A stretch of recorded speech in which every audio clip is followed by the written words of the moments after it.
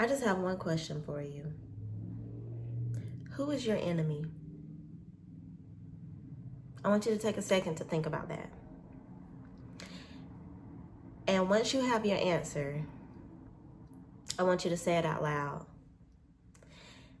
And whatever it is that you say out loud, if it's not yourself, you're a liar. No, but seriously, if it's not yourself, then you haven't reached that level that you want to get to when it comes down to self-awareness. Self-awareness is obviously having the ability to right your wrongs, take accountability for whatever it is that you've done, or be able to see other people's perspective, be able to walk a mile in someone else's shoes, even though you've never experienced it. Empathy, compassion, things like that. That's self-awareness. But if you are not self-aware to know that your biggest enemy is yourself, you still got some soul searching to do. And I'm about to tell you exactly why your biggest enemy is yourself. So before I get into that, I want to shout out the tour guide that I had in New York, because he is the one who sparked this inspiration and contributed to this video in such a way. He said to the group, "Who is your biggest enemy?" And then he waited.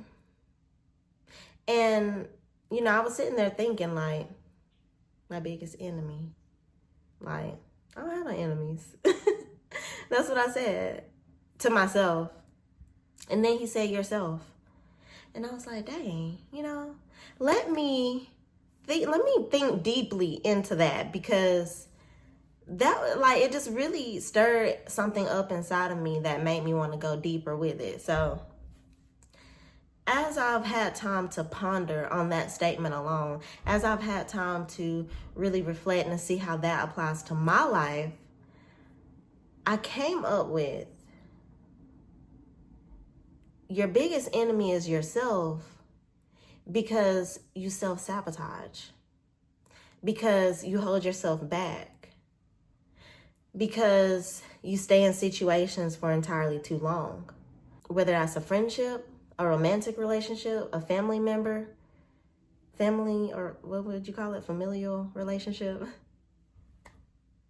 whether that's an environment, a job. Your lack of awareness comes from the fact that you're still staying in situations that no longer serve you.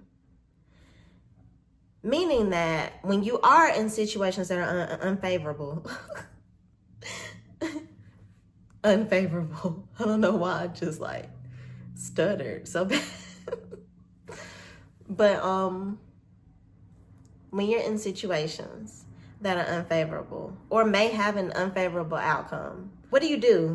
What is the one thing that you do when you're in something, when something is stressing you out? What do? You overthink. And you get in your head and you ponder on the situation for entirely too long. God, the sun is not letting me be great. Hold on. You get in your head, you overthink. You think about the worst possible outcome that there could be. You think about the worst case scenario. You think about all of the things that could go wrong. You think about all of the things that would happen if it did go wrong. How your life would change. How people would view you. How you would view yourself, most of all. Because deep down inside how you would view yourself if push come to shove, something happened to you and it changed your life completely. You know how you would view yourself. So in turn, you naturally feel like that's how other people are going to view you, simply because that's how you have chosen to view yourself. Everything is a choice. You don't have to think negatively about yourself. You don't have to feel like just because you have a negative outcome that means something negative about you. What did we talk about in a couple of videos ago? How we let our fear of failure hold us back. We let our fear of failure hold us back. So therefore, we self-sabotage. Therefore, we get in our head and we become our biggest enemy, telling ourselves all of these lies about ourselves. Telling ourselves all of these things that are just not true. And you want to know what that's doing? That's sticking to you. Your brain is latching on to that negativity. So now you have a negative perception. And that's why people tend to judge. Because they know if they were in that situation, I would be judging myself. So naturally, you're going to judge somebody else in that situation, right? Naturally. So, I say all that to say, your biggest enemy is always going to be yourself. Because what you feel on the inside, you project into the world. And all of that manifests as these different stereotypes that we have against certain people, against certain groups of people, against whatever it is, against what other people think, political views, religious views.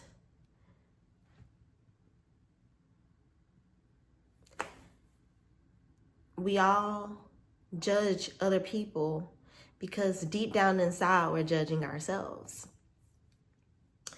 If you cannot become self-aware, you will always be your biggest enemy. Always.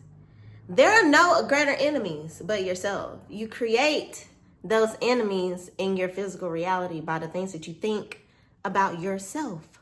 So naturally, you're going to feel like people think these things about you too. Obviously, they see it. Like, I see it and I'm judging myself so hard for it. Of course they see it. And then you become your biggest enemy, and then you think that you have enemies outward, but those are not your enemies. Because 9 times out of 10, those people are not even thinking as negatively about you as you are about yourself. So keep that in mind. The next time you go out here saying that someone is your enemy, you have no enemies but yourself. You create enemies. You create that reality based off of your thoughts about yourself. So when I was a kid, I would always get teased about my weight. In turn, I would judge myself really bad about my weight because, okay, if this person noticed it, then obviously everybody else notices it. So then I started judging myself, and everywhere I went, I made it about my weight. I made it about, oh, well, I'm not as small as my other friends, or, oh, I'm not as small as the people in here or whatever. And it drew in a sort of energy towards me that was unfavorable, because in my mind, this is what I'm thinking about myself. So I'm thinking naturally that's what other people are thinking. And when people would come into my life and want to nurture me and be my friend or love on me or whatever, in whatever kind of way, I couldn't accept it because I still didn't accept myself. So that's why a lot of people bypass good people, because they can't accept themselves. So how can you accept something good to come into your life when you have not even accepted yourself as yourself, and that's it, and nothing else, just you in a whole? So your biggest enemy is yourself, babe. And y'all, please, let's get into the skin, okay? I detoxed after I came from New York, and I feel better than ever. Skin glowing, okay? But anyway, don't let your biggest enemy be yourself for the rest of your life. Like, you can change this around. You can be a different person. You can be a person that doesn't self-sabotage. It takes, literally, it's like a gravitational pull. It's like something keeps pulling you back and you're just like, oh my gosh. It's like the episode on SpongeBob, the very first episode, the Krusty Krab pizza episode, where Squidward, well, they were in the wind and they were dragging this pizza, and it was like they were just trying to hold on to the pizza and like just try to make it through, but it was just something just pulling them back. Like, that's kind of how it feels when you're on this journey towards becoming a better version of yourself.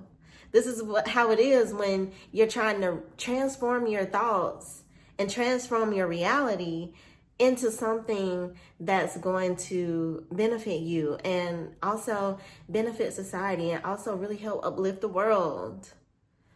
Okay, it starts with you. If you want change in the world, you have to be the change. You have to change. Not everything around you, it's you.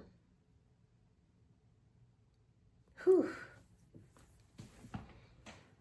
Honey, I just felt that everywhere. So I pray that y'all receive this message well, honey, because that was a word. And don't forget to check out my vlog if y'all haven't checked it out. I just posted it a couple of days ago. And also any other videos that you might have missed.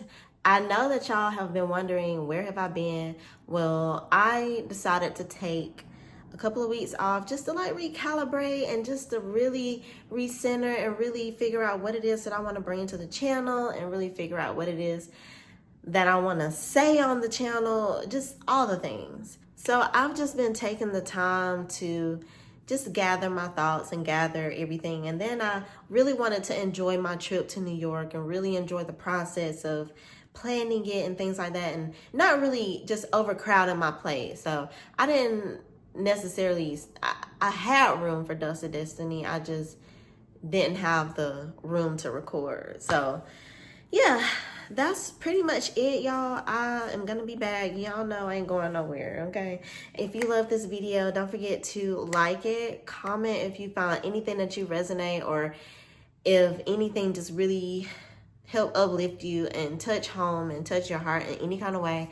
Let me know in the comments. Also, don't forget to subscribe to the channel, because there's gonna be so many other great videos to come, vlogs, and so many other things that I'm so excited to be introducing to the channel.